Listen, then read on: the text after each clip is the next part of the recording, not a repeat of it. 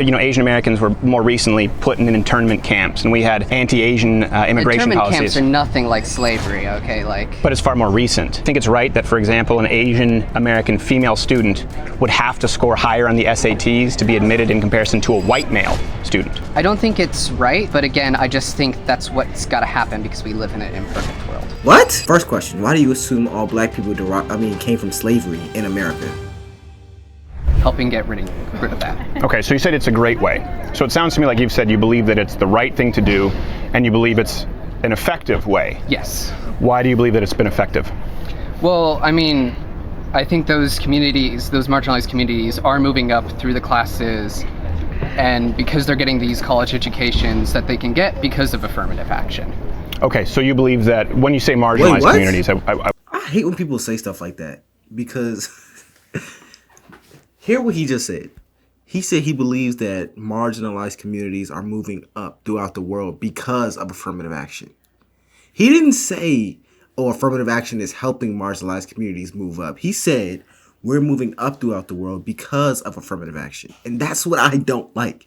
We are not moving up, or black people or minorities, because I'm black, so I refer to black people because you are a minority, are not moving up because of affirmative action. Because I'm not moving up because of affirmative action. I work hard. I work hard every day. I'm in college right now. That's why I can't post 3, 4, 5 videos a day, because I'm in class. But anyways, let's continue. I want to be clear. Do you mean Asian Americans? Do you mean simply black Americans? Because there are obviously marginalized communities who are very anti-affirmative action. Yes, I mean like all minority groups. Okay, so how do you believe that affirmative action, for example, is effective in helping Asian American students? Because many of them would disagree with you. There's a lawsuit against Harvard because of the unfair standards applied to them that are not applied equally to black applicants. Well, I think, not all of them feel that way. I mean, there are some... Let me ask you this. Do you think that it's fair, for example, when the documents were revealed from Harvard, that on average an Asian American student was required to get a 1350 in the SATs versus a black student who was only required to get an 1100? No, I don't think it's fair, but again, I think it's not about being fair, it's about bringing these communities up, because, I mean, the African American community has been marginalized more than the Asian American community, I would say. Okay, so it should be... I'd be the first to admit, honestly, I don't even fully understand affirmative action. I say it. I don't understand all the nuances of it and everything it entails. However, if you're going to argue for affirmative action, I don't think using the phrase, it doesn't have to be fair or it's not fair to... You shouldn't use that phrase to support your argument. Because the whole thing of affirmative action, I understand this. Affirmative action in itself is not technically fair. And I get it. The premise of affirmative action is to bring fairness to colleges, maybe jobs. I don't know if it even applies to jobs. It probably does. I don't know. I know it's like really heavy in college though. But when you use the argument, well, it doesn't have to be fair or blah, blah, blah, blah, blah about fairness, it's just kind of ironic. Because what's his name? The one with the microphone just said is, well, what do you think about its effect on Asian communities? And you said, well, it doesn't. You basically said it doesn't really matter about them. It's about black people. You basically implied that. So you can't really argue fairness to support you when your whole claim in itself is unfair. Based on how much marginalization? Yeah. How do we, first off, before we get to how effective affirmative action is, I guess how do we rate that? Because Asian Americans were more recently put in internment camps, and we had anti-Asian immigration policies. Internment camps are nothing like slavery, okay? But it's far more recent. Recent, but slavery has had a lot more of a lasting effect. I mean, okay. Internment camps, they were awful, but the community bounced back from that. I mean, more people came out of internment camps than went in. So it's not, sure. But slavery, I mean, that is just scarring for an entire race. Generationally, like even 3, 4, 5, 8 generations removed, as opposed to internment camps? Yes. So let me ask you, do you think it's right that, for example, an Asian American female student would have to score higher on the SATs to be admitted in comparison to a white male student? I don't think it's right, but again, I just think that's what's got to happen because we live in an imperfect world. Okay, so you think it's What? okay that female Asian American students have to do better than not only black students, but have to perform better than white Americans? In other words, Asian students actually are unfairly treated in comparison to white Americans. So you would have to argue, I suppose, that Asian Americans have been less marginalized than white males. I haven't seen any numbers that prove that. Yeah, I mean, if you just look at the numbers, for example, at Harvard, and I can show them to you afterward, the average scores that were required to be admitted into higher education, Ivy League schools, with Asian Americans it was 1350, with white Americans it was 1310, with black Americans it was 1100. So an Asian American female student would, on average, be required to have a higher SAT score and higher performative metrics academically than a white male. These are the consequences of affirmative action. Again, I haven't seen those. Okay, but let's assume. I tried to let it play out, but I have a question for this young student. Why do you assume that all black people, because you said the race, and when you say race, you're referring to black. First question, why do you assume all black people came from slavery in America? That's not true. Just because you're black. And I even argue, if you're African American, that doesn't necessarily mean that you came from American slavery. And if you're black, that definitely does not mean that you came from American slavery.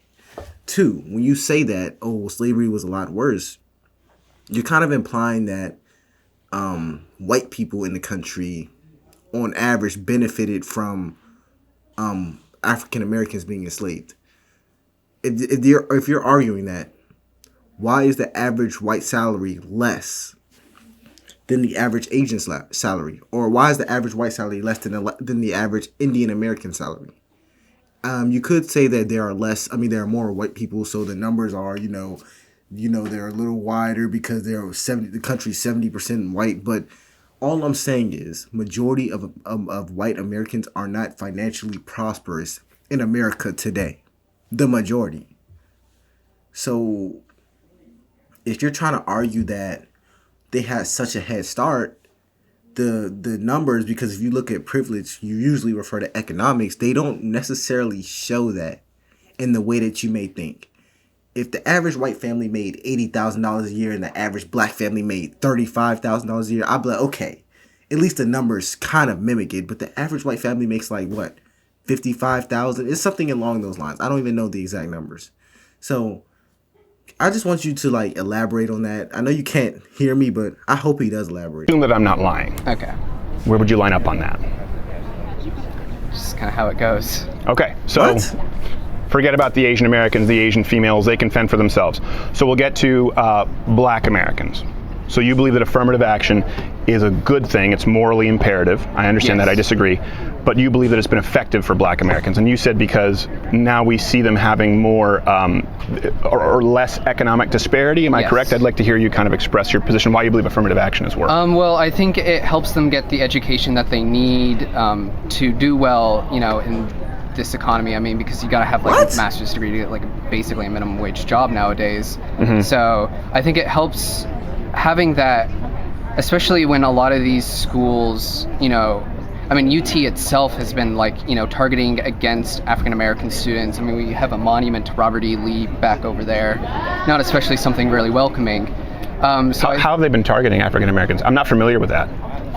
Well, there was a whole article actually published about how they used test scores to target African American students. How so? I'm not. How is using a test score racist? Isn't that the number one metric to measure your academic ability? Test scores and grades. Those are how else could you even measure academic ability? All jokes aside. Oh my God. This is not funny, but it kind of is. All jokes aside, how else could you measure your academic ability other than test scores and grades? How is that racist? How is that racist? How is that racist? Also, why do you talk about the black community like we're just we just can't do anything? Like, why do y'all talk about us like that? It's not true. I promise we are capable to get into college. I promise.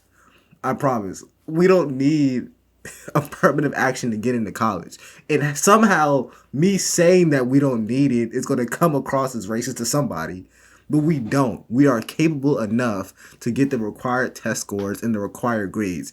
And using a specific standard of testing and grading is not racist. Jesus. This is entirely familiar. Oh, okay. Well, I'm not familiar either, so I'd be interested to hear, because that sounds like it should be a national scandal if a university is specifically targeting Black Americans. It was in the 60s after they were forced to. Oh, okay, in the 60s and yeah, whatnot. not currently. Oh, okay, good. Well, interesting that you bring that up. There are fewer, because you brought up the idea that more African Americans are seemingly having better economic metrics. I don't know if you have any data to back that up, but there are actually fewer Black Americans admitted to universities today than there were 35 years ago.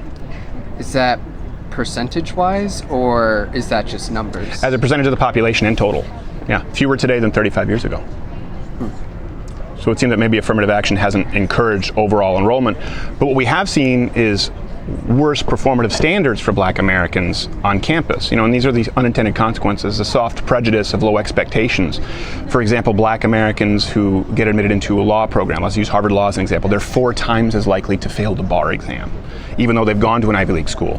4 times? And logically, I would argue that Black Americans being admitted solely on the basis of race, as you've advocated, with lower academic performance metrics, end up with a bar exam, which is blind, there is no racial bias there, with lower academic performance metric outcomes. And there are more Black Americans who drop out. 50% of Black Americans on college campus and higher education, they make up the bottom 10% respectively, because they're mismatched against peers who had to be more qualified to get into the university. And that creates actually a real problem and a higher dropout rate and lower performance outcomes for them. Could you see that as maybe an outcome of unintended consequences for affirmative action that might mean it's not so effective? I guess. You guess. I appreciate. Here's the thing.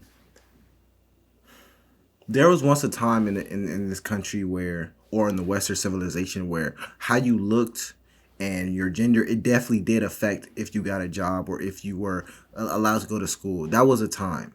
However, if you look in today's time, and I still don't fully understand exactly how affirmative action works. Hopefully someone in the comments can let me know.